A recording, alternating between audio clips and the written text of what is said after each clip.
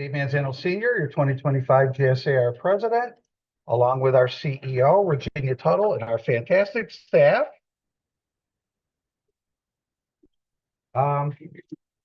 This is our in-person and virtual, so please sign in. It's important that you sign in before we get going and sign out when we conclude to get your credits for today's classes. So please don't forget to do that. For those members who are joining us virtually, please be aware that in order to receive credit for your today's Raising the Bar, your face must be visible on camera.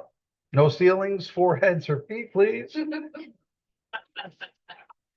must sign in to the chat at the beginning of this event and sign out at the end of the event. Also, please make sure your display name is correct as it appears on your license. If we can't determine who you are, we certainly can't give you credit. You'll be muted until the end of the presentation. And at the end of the presentation, there'll be an opportunity for you to ask your questions to the presenters.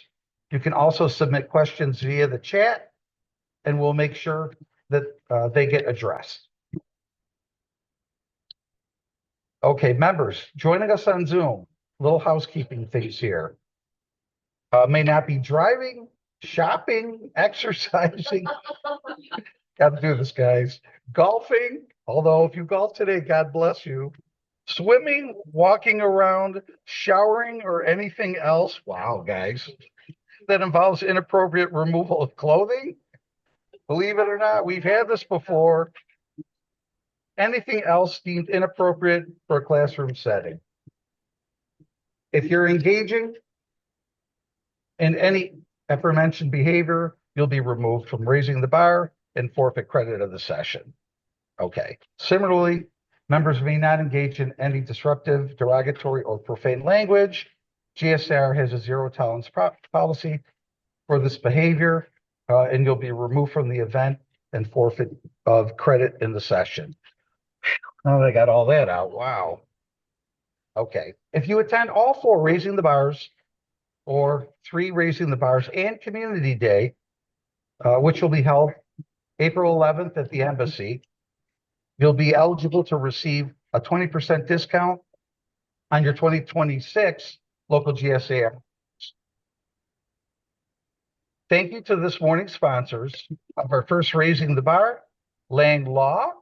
We'd also like to recognize and thank our 2025 package sponsors, Platinum, Lang Law, Salve Bank, Empower Federal Credit Union, Northern Credit Union, and Community Bank. How about a round of applause for Platinum?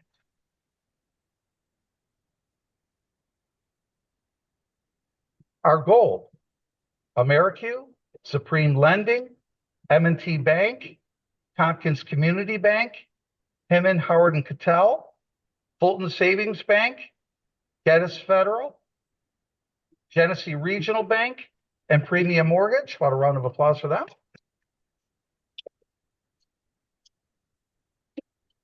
And silver, SFCU, Cross Country Mortgage, the law offices of Robert Carter, New York State Association of Realtors, Prime Lending, Weaver, Mancuso, Brightman, PLLC. A round of applause for them too. Okay, we have 2 wonderful speakers joining us today, Sue Greenhagen and Linda Lowen. Now, let's welcome Rick Naylor, president of the Oakwood Cemetery, and Sue Greenhagen, or should I say Margaret Olivia Holcomb Sage? How about a round of applause? Good morning, everyone. My name is Rick Naylor. I am the president of Historic Oakwood Cemetery Preservation Association. I am a taphophile. Does anyone know what a taphophile is? A taphophile is a person who has its art, its design, its historical significance. I've been a taphophile since I was 7 years old, going to cemeteries with my grandmother and my great aunts by accident. Back in the 60s, Memorial Day families flocked to cemeteries to weed around the tombstones of family members, plant geraniums and petunias. My cousin and I were at a family picnic. The aunties and my grandmother were heading off to visit relatives. My cousin Patty and I thought, aren't the relatives here at this picnic? We got in the car and went. Much to our surprise, we ended up at Riverside Cemetery in Baldwinsville. What are we doing here? Well, we were introduced to our great-grandparents. While the ladies did their work, we ran around the cemetery looking for bones and skulls and funny names. It turned out to be a regular trip for my cousin Patty and I. I continued to visit cemeteries all through my young years, spent hours and hours at the library when I was in grammar school learning about colonial history in folks, colonists that were buried in cemeteries in New England. We vacationed in New England because we had a great uncle that had property, a cottage in Rhode Island. I cannot tell you the number of summers that my parents, while we were in Rhode Island for 2 weeks vacationing, would drop me off with a peanut butter sandwich, a thermos of ice water, and an armload of vellum paper in charcoal at the age of 10 at a colonial cemetery while they went off and did whatever and said, we'll be back in a few hours. And my little Timex watch, and do not talk to any strangers. Years I did that. Collections, boxes of vellum of ancient tombstone carvings. Who else were in these cemeteries? They weren't 10-year-old kids. They were university scholars, historical researchers. I became pen pals with some of the most amazing people that were the age of my grandparents. We stayed in contact via letter, would run into each other the next year when we were back in Narragansett area. So that's what started my love of this. I started going to tours in Oakwood Cemetery. And by the way, has anyone ever been in Oakwood Cemetery here? Familiar with it? Anyone been on any of our tours that we do? No? Well, we're going to bring a tour to you today virtually. We don't own the cemetery. We are the Friends Group. We're the not-for-profit Friends Group. We've been in existence 35 years when it was originated. We raise money in awareness to the public of the beauty in Oakwood Cemetery, the need for its preservation, and its enormous history. And the folks that are buried there that brought Syracuse to what it is today. The stories are amazing. Absolutely amazing. We probably fight a lot with folks that say, ooh, cemeteries are kind of creepy. Yeah, they are. But that's also part of the neat part for us taphophiles. I cannot tell you during COVID, people got tired and bored of walking the same parks and the waterfront out in Onondaga Lake Park, that cemeteries was teeming with activity of people that had decided, they heard from friends, it's a great place to walk your dog, to go running because it's quiet. And we had a lot of people find us. When I became president, first was nominated to the board of this organization, I became president. Friends of mine that knew me since college had no idea I was a taphophile. I had friends calling me when I sent them newsletters from my organization, and they were like, you're the president of what? What, are you having a midlife crisis? Cemetery? You give me 15 minutes and meet me in Oakwood Cemetery, I'll have you a whole new hobby. And I'm going to tell you, the people that have taken me up on that, blown away. So a couple of things I want to introduce you to. We're going to move on with our special guest speaker today. This is a picture from 1902. This is the front gate, the original gate to Oakwood.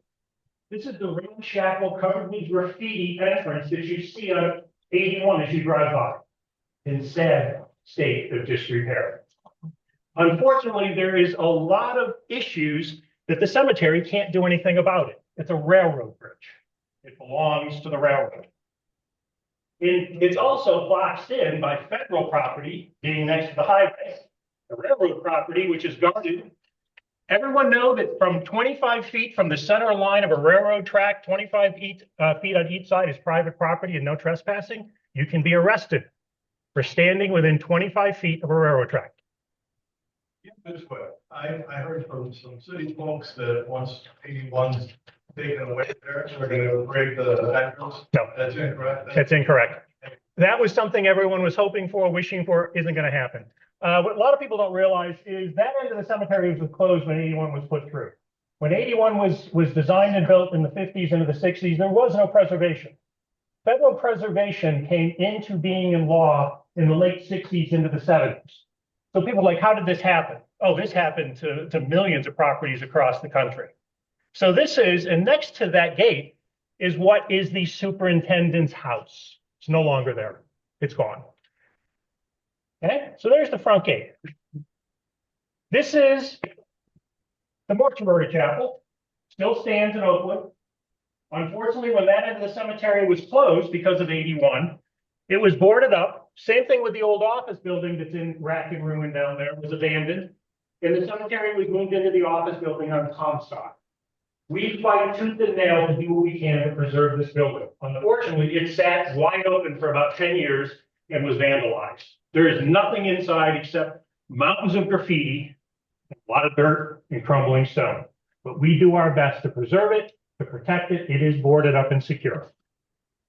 This is just one of the lots, and I was trying to bring one of our maps, but if you ever visit Oakwood, there is a map in the porte cochere, the drive-through of this, we got behind plexiglass in 1910. It's one of the original maps, it's huge. And so the cemetery is absolutely filled with these types of gravesite layouts, circles, drives, and paths.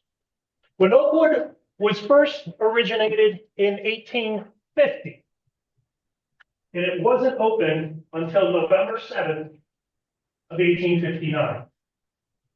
During those 9 years, there was a handful of political and financial uproars. They put it on hold. And the land that they were trying to secure was all private property. So they were trying to negotiate with the landowners.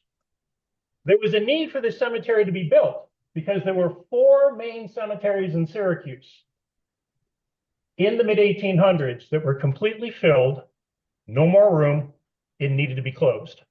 Oakwood was being designed as the final solution of the nicest and most prestigious resting places for the citizens of Syracuse ever to be designed. What's up, gang? The cemetery was being closed. St. Mary's Cemetery sits where the ESF Medical Center stands.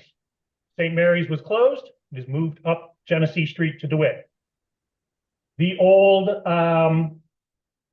original burial ground sits in the parking lot just west of the federal building on Franklin Street. That was closed, along with the cemetery up on Willow Street on the north side, which is now a city park, Old Rose Hill. And there was another one that was also being closed at the time.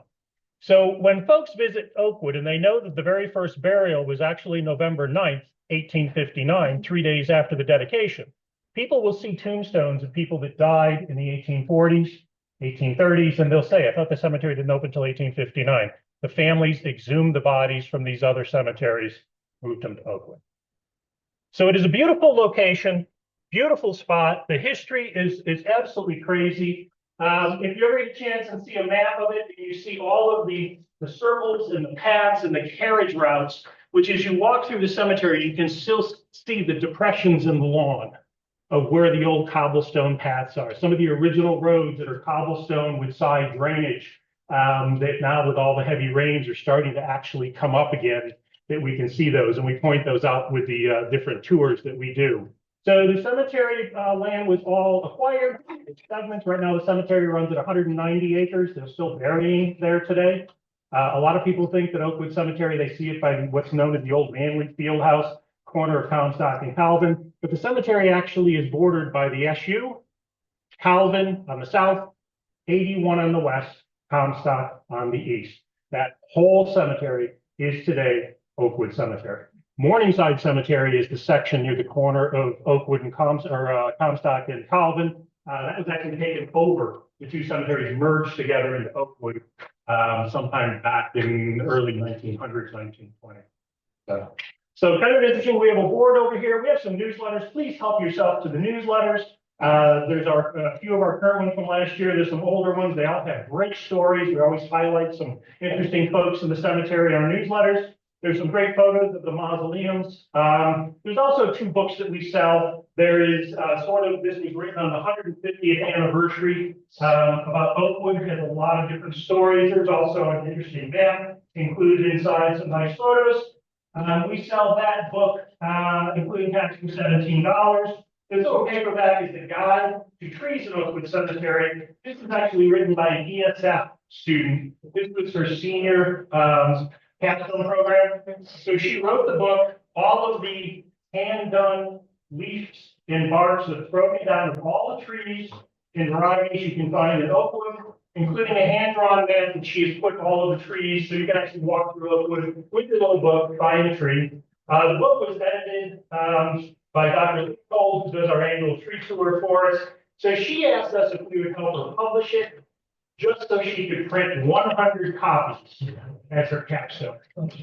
We paid for the entire publishing of it and said we wanted to sell it. She gave us the publishing rights. We own the book. She wants some money from it. We sell hundreds. It's a great little book. That sells for $11. So anyone's interested, I got tons of those. Help yourself to new books. So I want to move on and actually introduce you to a really special person we have today that's going to tell you her story. She's actually one of our permanent residents in Oakwood Cemetery, Margaret Olivia Slocum Sage.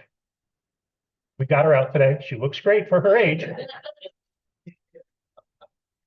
She likes to go by Olivia. Olivia Slocum Sage was born in Syracuse, September 8th, 1828. She passed away November 4th, 1918, at the age of 90. I'm going to let her tell her story.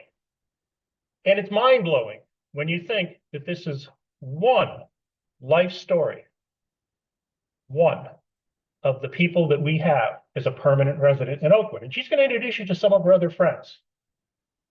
This is actually a photograph, a black and white photograph of Olivia's burial. Her grave sits up next to the Long Street Pyramid on one of the highest locations in the cemetery. Pyramid. Yeah, we have a pyramid. Did you guys know we have a pyramid in Syracuse, a full-size pyramid? We have pictures of it over there. The Long Street family is interned in there, along with Comfort Tyler, which was grandfather of the Longstreets. Look up Comfort Tyler, one of the first white settlers in Ottawa County, is also interned in that mausoleum. It is a pyramid. Stands on the hill. Olivia rests with her family quietly next to the pyramid. We also have a photograph from the late 1800s inside the pyramid. Had oriental carpets and furniture inside. Go figure. It's not there today. It's gone. But that's what it looked like, the picture over there. So let me, without further ado, introduce our special guest today, Olivia Slocum Sage. Would you please share your story with our friends? Would you assist me? I sure will.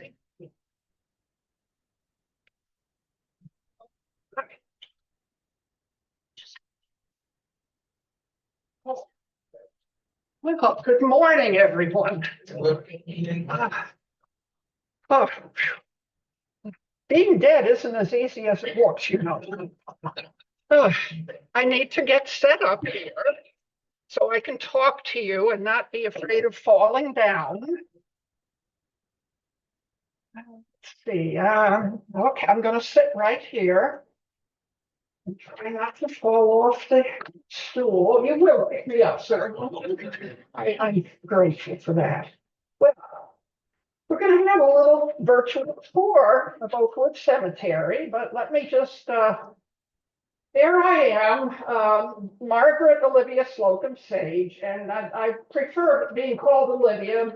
My mother's name was Margaret, and I don't want to be confused. I spend most of my time permanently, actually, in the cemetery, but I'm honored to be out today and visiting with all you people. You might be wondering what I'm pointing at over there. You never know who or what you will see in the cemetery. Well, I'll talk a little more about myself as we go along, but I do want to introduce you to the cemetery itself. Okay, 1860, why the cemetery had only been opened 1 year, and on that 1860 map of Syracuse, down at the bottom, if we look a little closer, there you have Oakwood Cemetery, already 1860 on the map. And you notice this is way before the advent of Syracuse University. All that land to the north of that green square is empty. Syracuse University was not there yet. Well, let's get into the cemetery, and we're going to start at that right-hand arrow and somehow work our way across to the other arrow, red arrow on the left. And oh, by the way, that blue arrow shows let me see, this technology. You know, I was there when the telephone was invented. I don't know all this stuff.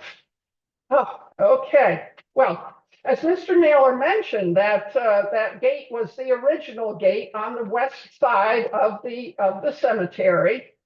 And unfortunately, when you go by today, you're not going to see much except some shrubs and bushes and brush, and as he tells me, a great deal of graffiti.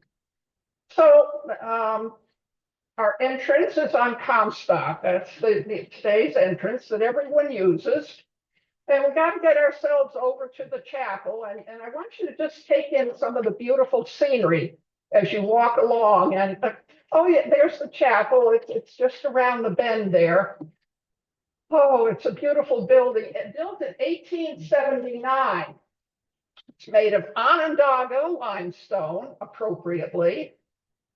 And this is a picture of it as around 1900 or so. This is the building that I remember it looking like. Now, the architect was a young man named Joseph Lyman Silsby, a local architect, and he established quite an architectural firm. And he went on to open an office in Buffalo and was very successful. And then he went on to Chicago. And do you know that he had an apprentice in Chicago by the name of Frank Lloyd Wright?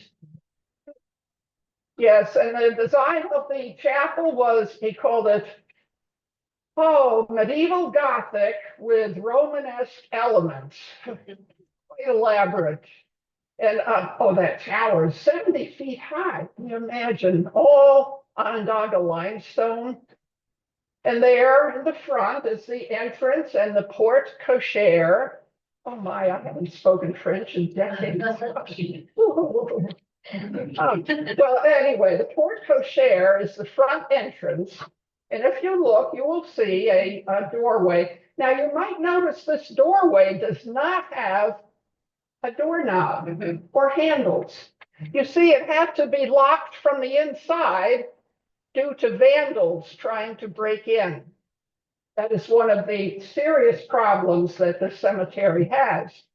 So they just locked that front door and said, no one gets in. Well, there is an entrance over to the right on this, as you look at the chapel. On the right, there's an entrance to the crypt. And if you walk in, you can turn around and look at the interior of the chapel. Now, this is many years ago, and I don't know what condition it's in now, if it's any better or any worse. But you can see there's graffiti around and rubble on the floor. It's not in good shape. In the back of the chapel is the crypt, and there are, I believe, about 200 cubicles. Well, they needed these cubicles because of the harsh winters in central New York and the frozen ground. So anyone who passed away from December to April would be, shall I say, stored in the crypt. And sadly, those smaller cubicles up at the top, they were for the smaller caskets of young children. So let's get out of the crypt and onto the cemetery itself. Now, it was landscaped by Howard Daniels, who was a landscape gardener from New York City. And he used the natural landscape of the area to build this cemetery.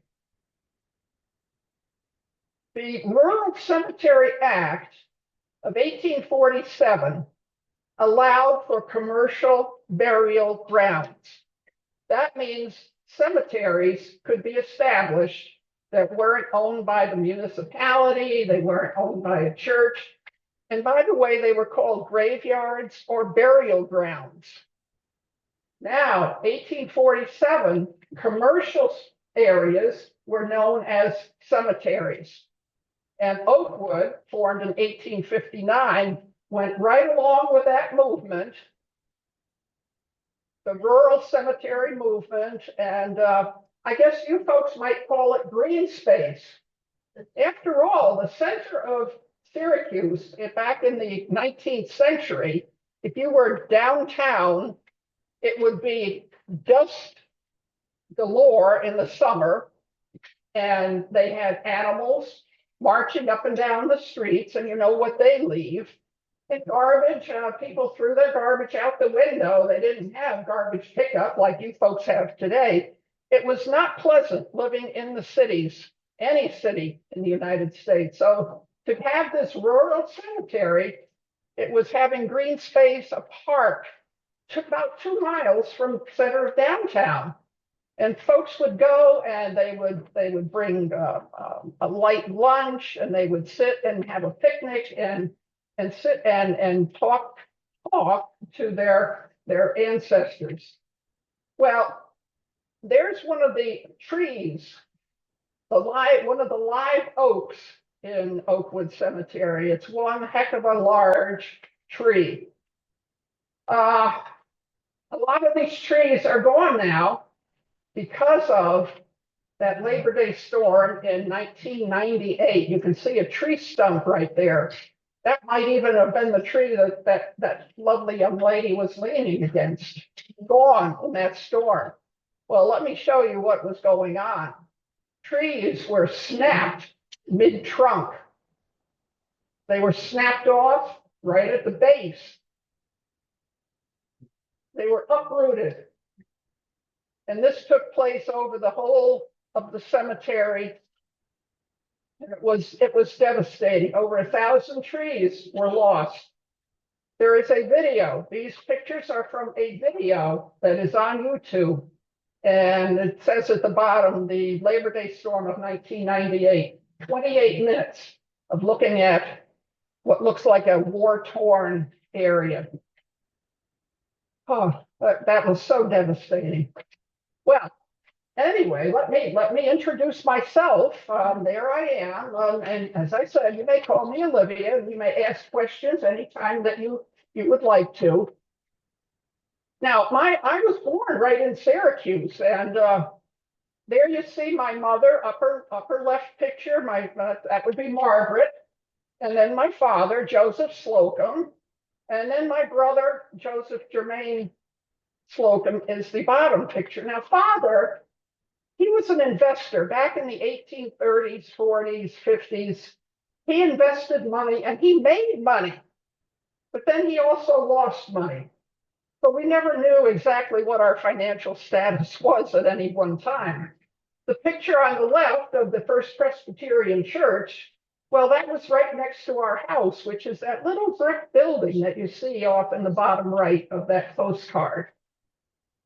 Well, as father made money and lost money, it was decided that I would attend college. I would go to Mount Holyoke College in Massachusetts. Well, I was thrilled, and I'll tell you what, I packed my bag so fast, and I headed out the door and took off east and headed for Mount Holyoke. But, I stopped in Troy.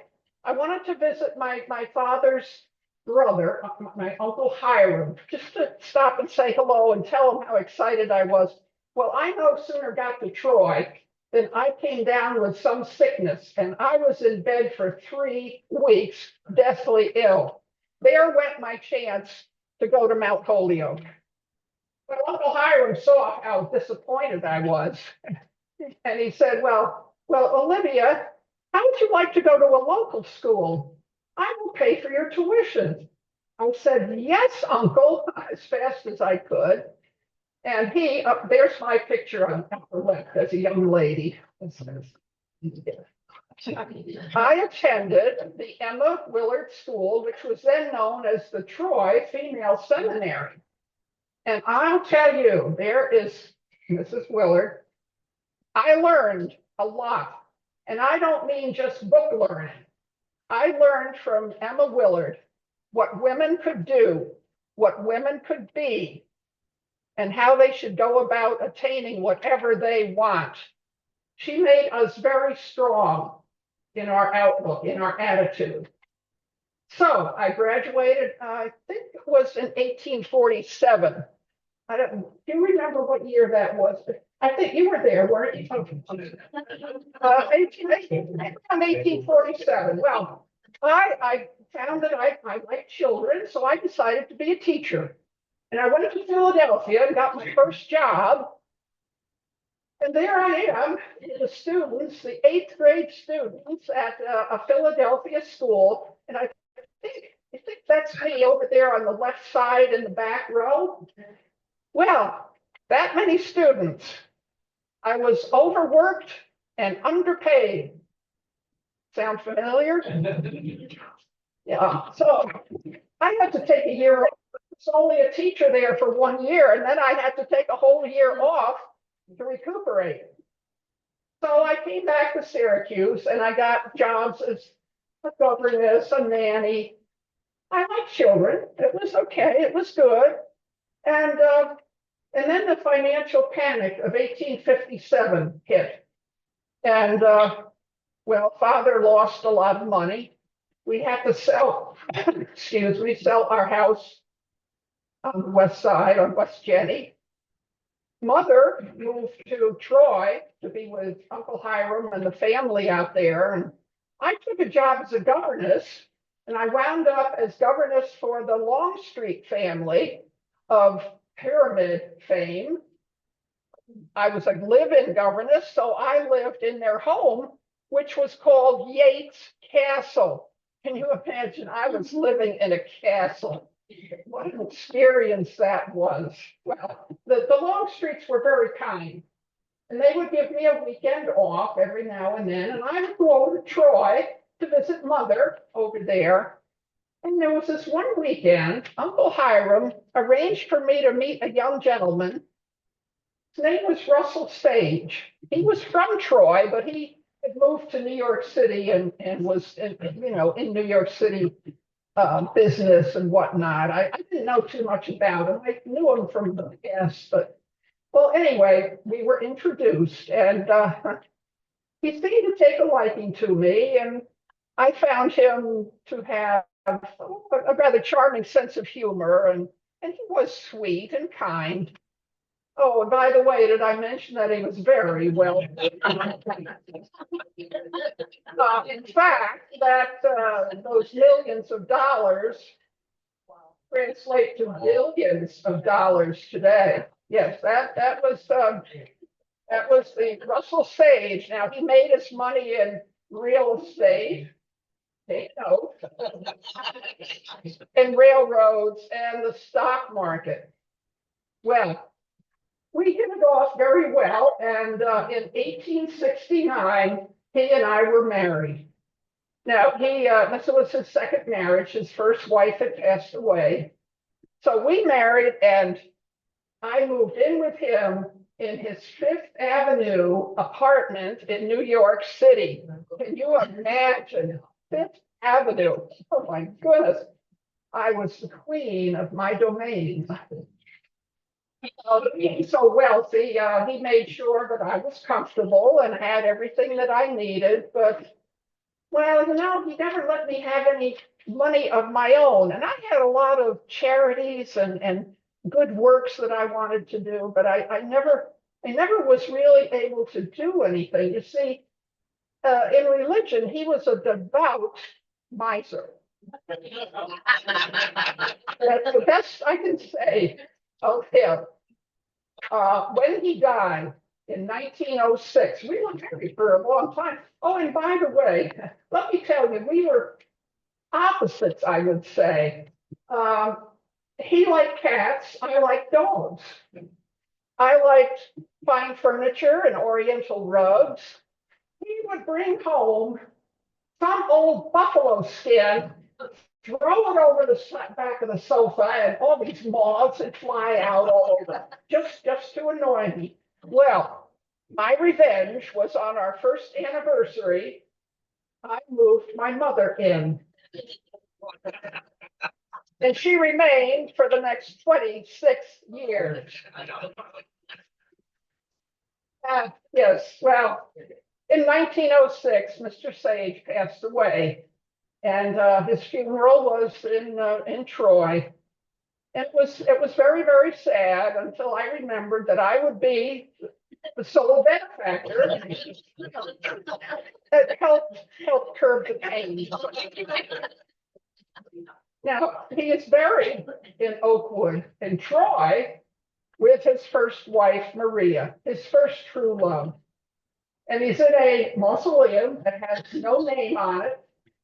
He's in a steel encased coffin, buried 10 feet deep. Well, we had to worry about body snatchers back then. They would steal a body and hold it for ransom. And everybody knew how wealthy Mr. Sage was. So I wasn't going to let anybody get their hands on my husband. Well, I got over his death shortly after that because I inherited millions. It was an idea.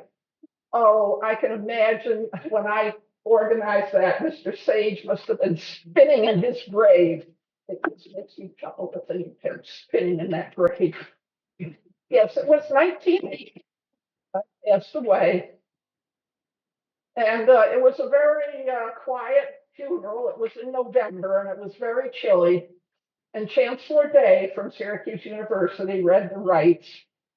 And well, that's where I rest today eternally. But you know, if you stop by the cemetery and walk around a little bit, you might see somebody out there just reading a little, you know, just stop by. Do stop by and say hello. I would appreciate that very much. Oh, let me tell you about some other friends of mine in the cemetery. Mary Drews Gannon, and there are her dates, what is 1806 to 1913. This little lady was interesting. In the directory, she's listed as a flower maker. She made artificial flowers, but that's not her story. Her story begins in Herkimer County when she was just a young teenager, and specifically in the town of Warren, and more specifically where that arrow is in town of Warren, where it says W. Drews. Now, she was Mary Drews, and she lived in a house, the Drews homestead. Yes, it had a green door. We know that for a fact. She lived there with her father, William Drews, and her mother, Roxalana Drews. Now, the newspapers took Roxalana's name and spelled it any old way they wanted to, but I'm going to call her Roxalana. In fact, a better picture of her appeared, and this is Mary Drews Gannon's mother. Well, William Drews was a known alcoholic and a very mean alcoholic at that. And the years went by, and Roxalana Drews finally had enough. Oh, she chopped him up, she shot him, she dismembered him, she fed him to the, you name it, and she did it. And Mary, young Mary, just a young teenager, was present at the alleged murder. Well, they were arrested eventually, and the courthouse was in Herkimer County Courthouse, beautiful building. And 1885, the trial of Mary and Roxalana progressed. And it was in all the newspapers, everything you wanted to know and more. They even had a picture of the axe that she allegedly used to murder her husband. And she was found guilty. Roxalana was found guilty of murdering William Drews. Now, Mary was found guilty. Roxalana was sentenced to be hanged, but Mary was sentenced to life in prison. Now, I don't want to go into Roxalana's execution in detail because did not go well, if you get my drift. In fact, after that, New York State did away with execution by hanging. So I'll just move right on. Now, in fact, I was giving money to churches and schools and asylums and hospitals. You know, I gave away over $45 million in the end of my life, from his death to my death in 1918. $45 million. Oh, and then I established, well, the Russell Sage College in Albany and the Russell Sage Foundation.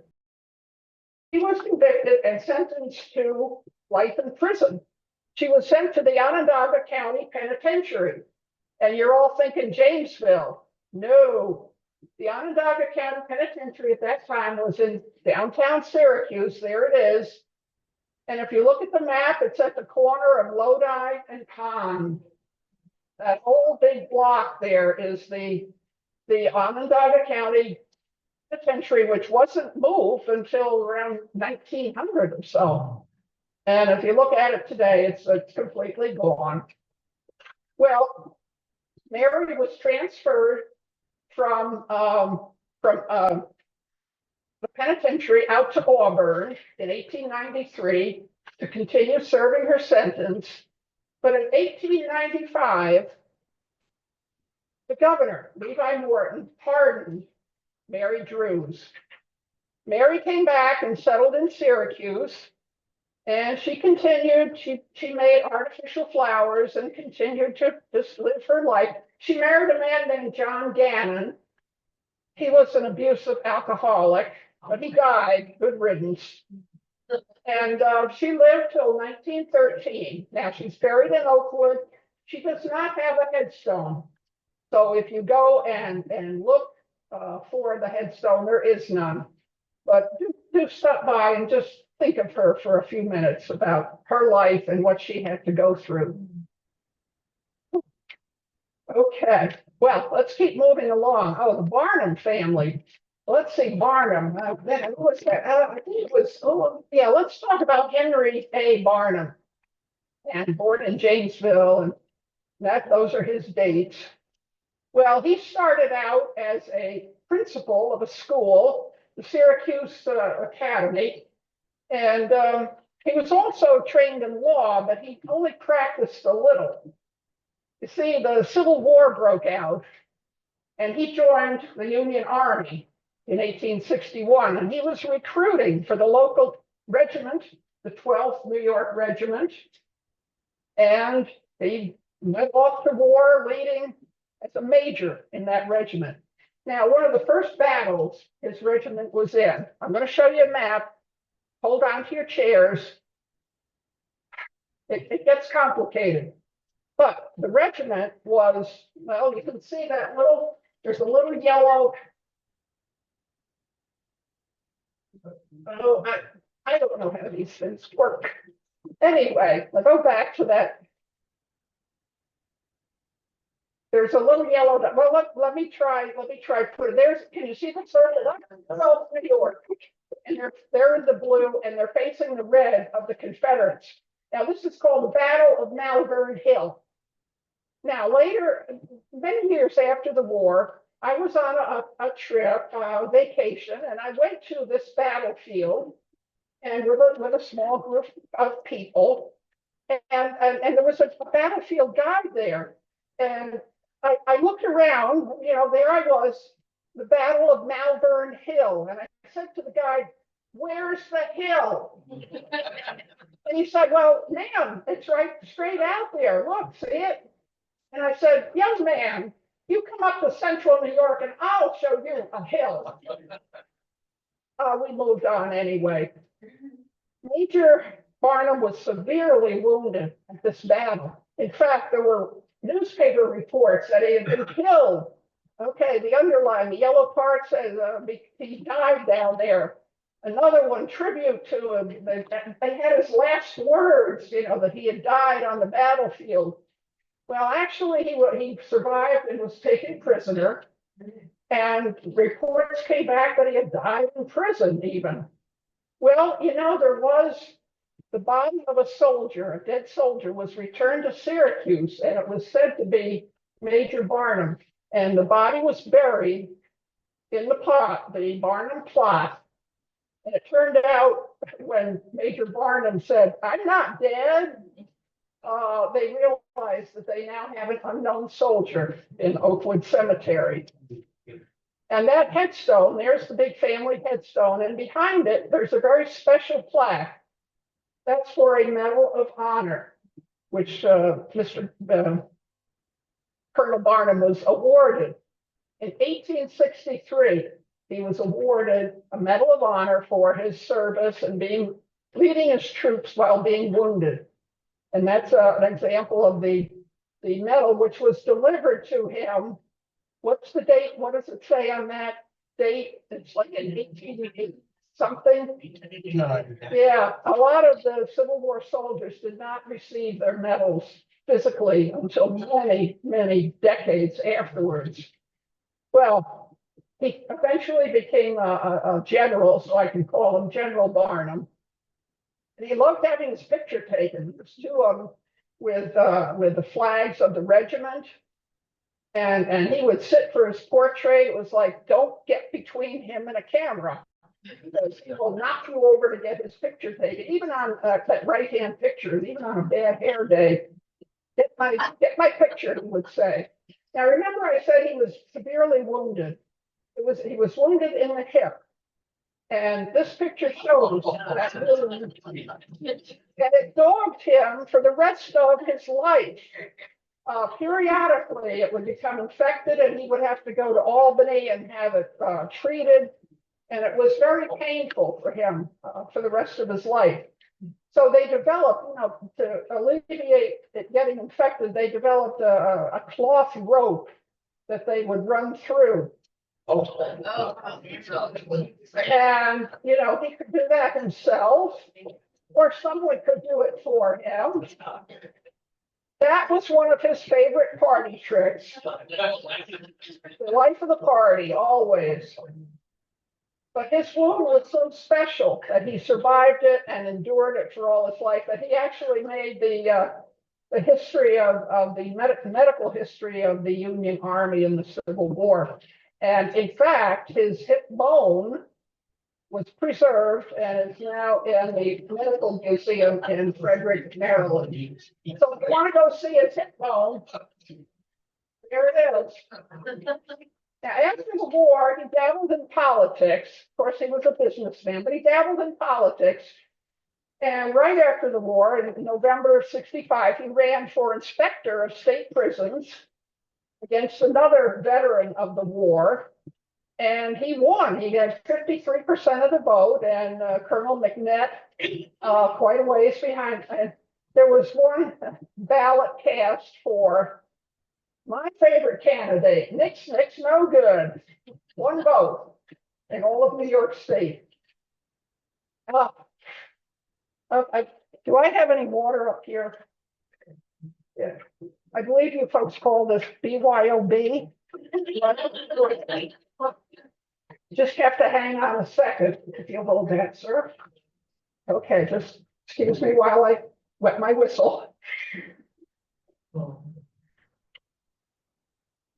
Oh, thank you, sir. You're welcome. You are so kind. Okay. I'm rip-roaring ready to go again. Well, maybe not so much. Well, I want to talk to you about a special friend of mine. Oh, Florence. Florence Elizabeth Smith Knapp, and there you see her dates, 75 to 1949. In 1896, she married a gentleman named Philip Schuyler Knapp, and he was quite wealthy, a businessman, a farmer in the area. And they were married for quite a few years, I don't know, 17 years, and he passed away in 1913. Well, she kept on, she kept going, she didn't give up. She was interested in education, so she was a teacher at Fairmount. And by 1912, she was a superintendent of District 5. 1918, she was made dean of the School of Home Ec at SU. I'll bet you didn't even know they had a School of Home Ec at SU. Didn't last too long, as I recall. Well, she also became active in Republican politics in the area. And she would get out. Now, this was the era of women's suffrage and suffragettes and whatnot. And Florence was right there urging women to get out and vote.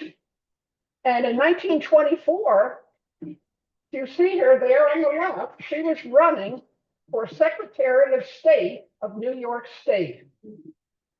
And she was out there and she even had a campaign button made. Scrap for nap. Very clever. Well, the election came about and she was, as that headline says, here, there, and everywhere. She was an active politician meeting the people. And the day after the election, the headlines were that she appears to have probably won. And indeed she did. She was elected. The first woman elected to statewide office by a major political party. What a coup. And it's hats off to Florence, but don't take your hat too far off. We have more story to come. One of her jobs was to inaugurate, be in charge of the inauguration, the swearing in of the governor. And she did this in 1925 on January 1st, Al Smith. And there she is. I can't find her in that picture. She's somewhere, and Al Smith is somewhere, but you'll just have to take my word for it. Now, this is in 1927. Al Smith ran for re-election, and Mrs. Knapp chose not to run for re-election, but she did swear in the governor on his next term. Well, she was another one that loved to have her picture taken. There she is in 1927 with Charles Lindbergh, who made a little flyby stop in Syracuse just to see the folks. And there she was. She was right there with him. Now, I don't know if any of you remember in 1925, there was a New York State census, and as Secretary of State, Florence was in charge. And she was given, you'll see the amount there, what is it, like $1,200 million or 1,200,000 to run the state census. And today that would be equal to about over $16 million. And she did, the census was run, that happens to be the census for her. And over under occupation, it says Secretary of State. Well, that's why I told you not to tip your hat too far. Yes, she was accused. And now let me tell you what the charges were. Are you ready for this? Here we go. She padded expenses. She signed and cashed paychecks of others. She burned documents. She traveled at state expense. She faked names on the payroll. Vouchers were falsified. Oh, Florence. Oh, relatives were on the payroll. And she had 37 expense accounts. Whew. Oh, Florence. Well, she faced prosecution. And she wound up going on trial over in Albany. There she is in the courtroom. Well, she was convicted. Now, she could have gotten a maximum of 10 years in prison. But the judge felt sorry for her and he sentenced her to 30 days in jail, which she served. And she was a broken woman after that, absolutely broken. And she's buried, a very modest headstone. It's sad what she accomplished and what she threw away. Her legacy was tarnished forever. But you know, in New York State, the New York State Reorganization Act provided that Secretary of State would no longer be elected, but would be appointed. And well, her legacy, she changed New York State forever. I'm just so sad for her. Accomplished so much. Need a moment to compose myself. And then let's move on. Oh, the Stanton family. Well, an interesting group. There's an example of one of their headstones, very ornate and, stylistic. The patriarch of the family, Sidney Stanton Sr., was a stone cutter, and he began his business out in Casanova. I think this ad was from 1936 or 1836 rather, very early. And I just have to tell you a little bit about the family. Now, Isaac had 3 children, Isaac Jr., Sidney Sr., and Charles Tyler. Now, Isaac Jr. was killed in the 1841 gunpowder explosion that occurred down by the canal when that building blew up and so many people were killed and so many more injured. He died in that 1841 explosion. Sidney Sr. had a son, Jr., who went into business with him in the stone cutting. And Charles Tyler, well, just file him away because I'll get back to him in a minute or two. But the Sidneys, there they are with their establishment, their business. Oh, let me fix that Syracuse marble. There, that's better. Magic touch. And Sidney Jr. has a very plain headstone, but their headstones were very ornate and elaborate, like you saw that first one. And down at the bottom, you can see S. Stanton actually signed. And if you look around some of the local cemeteries, you'll see the Stanton style. And it's kind of bulbous flowers and a very high relief. And even in Oakwood, we have many examples. Now, this is the James Krause Monument, the first monument that was ever put in the cemetery. And this was a Stanton. And today it still stands there. And if you look closely, go up and look at some of the detail, you can see some of the Stanton style. And if you go to some of the others, there's the Denison over in section 3. Again, you can easily recognize the Stanton style. And now I want to talk about Charles Tyler Stanton. And you're going to be amazed because he's not buried in Oakwood Cemetery. So why would I be talking about him? Well, he's part of the family, and what a story he has. As a young man, and he was born in 1811. By the 1840s, he didn't want to let any grass grow under his feet, so he wanted to move west. He went out to Chicago and out to the Midwest, and he wound up out in Missouri. And St. Joseph, Missouri, to be exact. And it was May of 1846. And he hooked up with a wagon train with a man led by a man named George Donner. I hear some ahs out there. Yes. Well, the Donner Party, of course, headed west, and they started out in May. And by the time they got out to the Sierra Nevada mountains, there was an early fall snowstorm. And I'm not talking 17 inches of snow, I'm talking 17 feet of snow in those mountains. Made it almost virtually impassable for the wagon trains. Now, the wagon trains had split up. And Mr. Donner took a group and headed in one direction. And Mr. Stanton stayed with another group and headed a different way. And the snow was so absolutely heavy. And they were headed for California, and somehow Charles Tyler Stanton and another member of the party actually made it all the way to California to Sutter's Fort. And they procured supplies, put them on about 7 mules, and headed back for the party that they had left. And thereby saved that party from the same fate that the Donner Party had suffered. So they got back, They got back and they had supplies and they saved those people. And the party was able to move on slowly. And Charles, he was exhausted. He was suffering from snow blindness.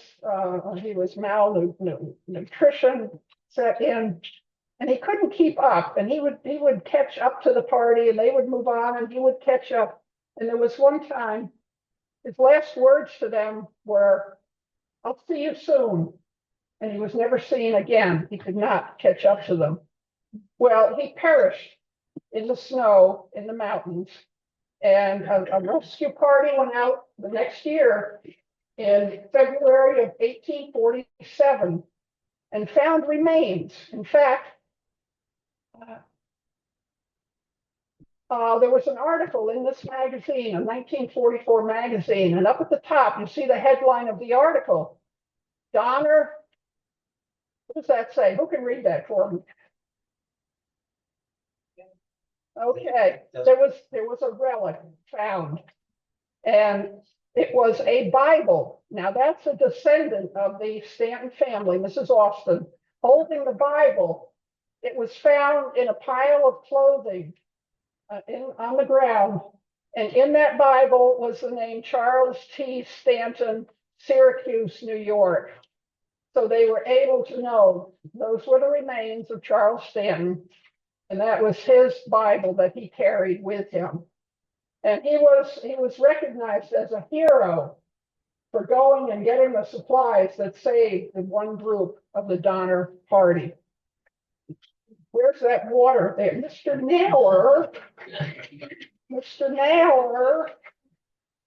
Oh, I've got to wet my whistle again. Sorry about that. Much better. So here we go. Ghastly murder. Moses Walker stabs Patrick Murray, 1891. Well, there's Moses Fleetwood Walker. I'm going to talk about him, born in 56, died in 1924. You might not recognize his name, but if I show you this newspaper article, he was the first Black player in Major League Baseball. This was back in the 1800s. And he was the first, and he even played for the Syracuse team. Okay, 1888, he was playing right here in Syracuse. He circled up in the back row, had a baseball card.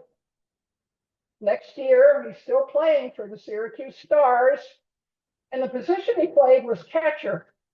And back in the 1880s, that's what the catchers looked like. That's how they stood and received. And that glove on the left with the fingers cut off, I think Mr. Sage had one of those gloves at home that he used when he raked the lawn. I'm not sure. But that was supposedly a catcher's mitt. Well, Mr. Walker retired from baseball in 1889. That was his last season. And he decided to stay in Syracuse and get a job. He had a wife and 3 children. So he stayed. He got a job as in the mail department of the New York Central Railroad. And he would walk home from work in the evening. And, well, there was this nice friendly saloon on the corner where he'd stop and wet his whistle. And there was this one night, he came out of the bar and he was attacked by 3 thugs in the area. And, well, it happened then, and those 3 thugs, well, you know, they threw a rock at him and hit him in the head. And he pulled a knife. Fleet Walker pulled a knife and he stabbed one of the thugs named Patty Murray and killed him. And it happened right on the corner there of, I think it was Monroe and Orange. That was his favorite saloon on that corner, you know. Well, immediately he was arrested and it made all the newspapers. It was an extra. And even the Sunday Syracuse paper already had his picture in the paper. And he was put on trial, and he was taken for trial at the 3rd County Courthouse. And Theodore Hancock was the DA. Does anybody know where the Third County Courthouse was? On Clinton Square. See that white arrow pointing to the building right by the Soldiers and Sailors Monument. Well, the judge, that was George Kennedy. Oh, he's also buried in Oakwood. But his lawyer was Harrison Hoyt for the defense. And he was a one-time district attorney who became a defense lawyer.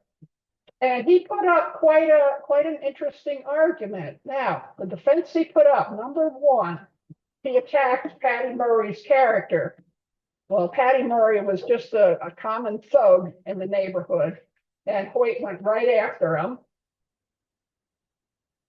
He had Sleepwalker's bloody shirt. You know, Walker was hit in the head with that stone and bled on his shirt. So that's evidence that he was attacked. Walker was outnumbered. There were three of them, and they were shouting racial epithets at him. And Walker feared for his life. 3 against 1, and he was afraid. And Harrison Hoyt had Mrs. Walker and the 3 children sitting in the front row and had all the children sobbing loudly so the jury could hear. Well, the trial lasted, I think, 2 days. It even made the New York Tribune that he was exonerated. 2-day trial, and he's free. So that's and I just have to include a baseball story. You know, he's buried out in Ohio, Mr. Walker is. But we have here in Oakwood probably one of the best defense attorneys to come along in a long time. And talking about baseball, how's my team, the New York Giants, doing? Have they started? You all laugh. Oh. Mr. Sage, like those trolley dodgers from Brooklyn and tramps. But anyway, well, ladies and gentlemen, that's about how I'm getting to feel right now. As I said, being dead isn't that easy. Okay, our next presenter, Linda Lowen. Linda provides extraordinary learning experiences that are informational, inspirational, and fun. She has a yearning for the learning and shares because she cares. Linda has imparted her vast experience and knowledge of the Syracuse area in her fabulous books.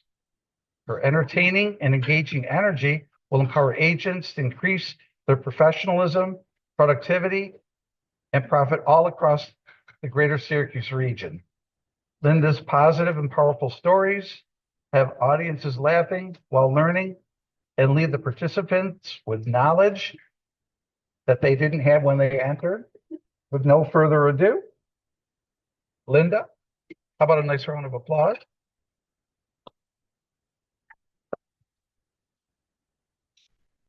That introduction, all the alliteration.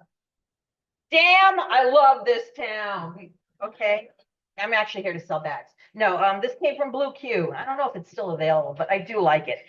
You know, it's really interesting. All right, I'm aware there's a camera. I used to do radio and television. So, and I know I'm not keeping you past 11:30. I'm not, because you all have busy lives. But I will come down if you want a long program, because I'm going to make it super short, super tight. Okay. Because I'll tell you, here's the irony. I got a little sticker from my publisher. So my first book was 100 Things to Do in Syracuse Before You Die. And though the book says 100 things, if you look at the index, there are 227 separate listed named items. We're action-packed here, okay?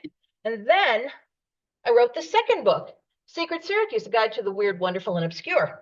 And as you can tell from the Oakwood folks, live oaks, dead folks, we love the strange and odd and weird, right? So oddly, because I do like my coincidences, it was 4 years ago, just around this time, first anniversary coming out of COVID, right?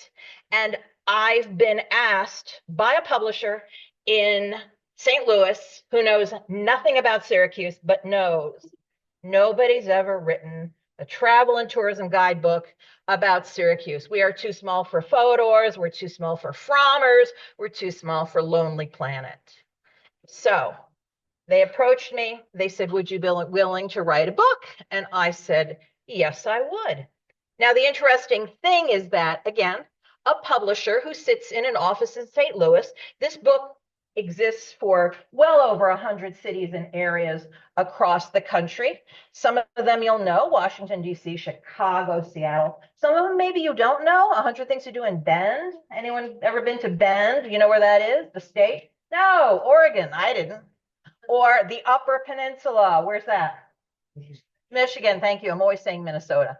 So this was my opportunity to sing the glories of Syracuse. Now, you should probably know in advance that when this book was presented to me, not 2 years earlier, I had said to my husband, you know, we're getting to that age where we might want to think about retiring, and damn, but I don't want to die in Syracuse. And it came back to bite me. And what happened was I went from a person who would occasionally complain about Syracuse, especially today when it's August, and why am I wearing boots? It's snowing outside, right? So, you know, there is a lot to complain about in Syracuse. However, there is a lot of fantastic opportunities here. And I was made extremely aware of those opportunities in, again, the spring of '91, when the publisher approached me and said, would you like to write a book about Syracuse? And here I am thinking, how do you write a book about Syracuse when everything is still shut down? But one of the things that was not shut down back in the day was Oakwood Cemetery. Sue, if I had you look through my picture scroll, there's pictures of Sue Greenhagen playing Olivia at Oakwood Cemetery. And I have to say, I like you, if you'd ask me, oh, have you done this? Have you done this? Have you done this? I would typically say no, because why? I was born and raised in New York City. Do New York City folks go to the Statue of Liberty? Do they go to the Empire State Building? No, they don't, because it's in their backyard. It's like, that's what tourists do. And so when I was asked to write a book, that is what I came to this town with, the mindset of, I am a tourist. What are you curious about? And honestly, all of you could have written the first page of this book. Why? Because when out-of-towners come to Syracuse, what do they typically ask about? Anyone hazard a guess? Typically, they want to go out to eat and they ask about, say it. What restaurant? Dinosaur barbecue. Come on, people. Are you selling Syracuse or not? Anyway, I scream at you. Why? Because I'm super excited to talk to you. And I only have 10 minutes. But honestly, I wanted to talk to the Greater Syracuse Association of Realtors. Why? Because you are selling Syracuse. And I'm not talking about the cheesy, you know, reality shows. Hopefully you're not having sex with your clients. But you are aware that the ground that you walk upon is sometimes sacred and sometimes profane. With something happened in Syracuse, which Rick and into, the stories here are incredible. What I tell people is this is Silicon Valley 150 years ago. There were tech bros in downtown Syracuse, and that's why we have all these giant buildings, right? What is it? Rockwell, what's that west? The big building that has Syracuse City School District stuff. That was the original L.C. Smith factory. I mean, such a big and successful company that they broke ground on that building before the architectural plans were completed. Rick DeStino has transformed the gear factory, but that was, again, ground zero for, we used to be typewriter city. We used to be gear city, all these incredible things. And the other thing about Rick DeStino is he resurrected those wide open windows. It was one of the big examples of a movement in industrial factory building, daylight, because workers never had access to daylight. And they built that building with that in mind. So there's so much extraordinary revolutionary, groundbreaking stuff that happened here. So you have the Silicon Valley tech bros. Well, there used to be something on Geddes Street called the Light Shop. And the lights, well, I think it was Willard. All right, forgive me. I've written 2 books. I'm working on a third, Unique Eats and Eateries of Syracuse, which comes out next spring. Literally, when I write a book, I have to wipe away all the other information. So it may not be Willard, but I think that's his name. He was an engineer and he needed some space to do some fiddling around, right? So okay, yeah, that's right. I've got to go back. Okay, I know I'm a wanderer. I also don't like podiums. Okay, I'll stay put. So Willard Light had this giant shop, this building, a couple of stories. And he said, I got all this room and why not open it up to other guys? So he kind of had back in the mid 1800s, he had a man cave. His man cave, he basically invited all these people that he knew, engineers and designers and creative sorts. And the Light Shop gave birth to so many things that have subsequently put Syracuse on the map and made us a leading facility for manufacturing and all sorts of engineering, including the differential, which is part of that was created for bicycles to switch gears, but it's really now used in automotive. The air-cooled engine, which they use for the Franklin cars, which are now in airplanes and all sorts of stuff. So Syracuse really has a spectacular history. And I will just read you the back of this book because this explains what's going on. And then I will just very quickly throw out a couple of neighborhoods that are of interest, but I would love to come back and talk to you more about many other interesting neighborhoods. Actually, take a quick guess. What part of town is actually the most fascinating in terms of stories, in terms of things that were built there that were innovative and different? You will never, ever guess. Name me a part of the city. Well, I do like Tip Hill. I do like Eastwood. Keep going. No. Okay, pick the other end. So you know how I married a man from Troy and he said, well, he said, sometimes people say Troy's the armpit in New York State. Well, I said, well, so I grew up in Utica, so Utica's the other end. After I moved from New York City, I ended up in Utica. What? Well, we're close. So before the South Side was the South Side, Solvay, right? Solvay. Nobody likes Solvay. Solvay's cool. Solvay's totally cool. I would tell you the million and one cool things about Solvay, but for now, I'm just going to read you this. This is the back of the book. Every city has its unique lore and legends. Most Syracusans know of 13 Curves or the landmark Ghost, but wonder lurks in the unlikeliest of neighborhoods. Dig deep enough and you'll uncover the curious history and hidden terrain of secret Syracuse. Central New York has dozens of stranger than fiction events lost to time. There's the beautiful girl whose rise and fall as America's first supermodel was foretold when she was just 5 years old. The circus showman who grazed live elephants on a hillside and may have buried dead ones in a junkyard. The F-94 jet that crashed into Onondaga Lake and lies there still.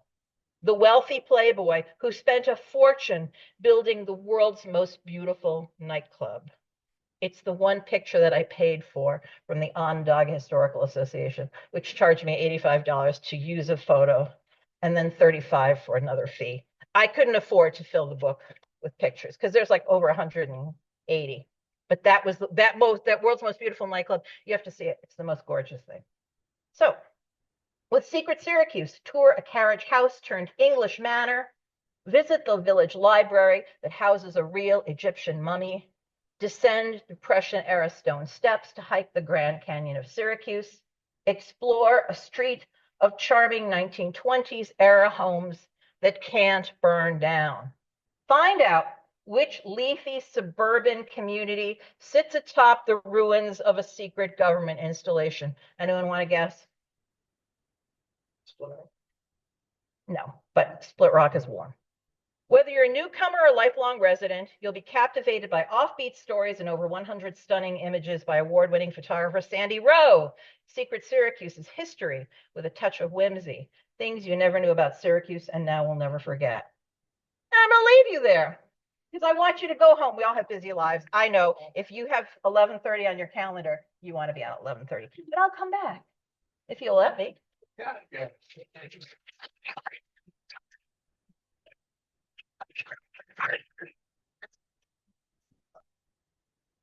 Okay, we are absolutely gonna have you back because we're absolutely full of weird, wonderful, and obscure people in this room right now. And I'm from Solvay, so I don't even want to tell you what I can add to that book. Huh? Aerial bucket. This thing, haunted houses. We talked about this. Realtors are all full. I heard of the story in here. We can't say where that house is. But that'll be good. We'll leave the addresses out. And if you want more, you got to get the book.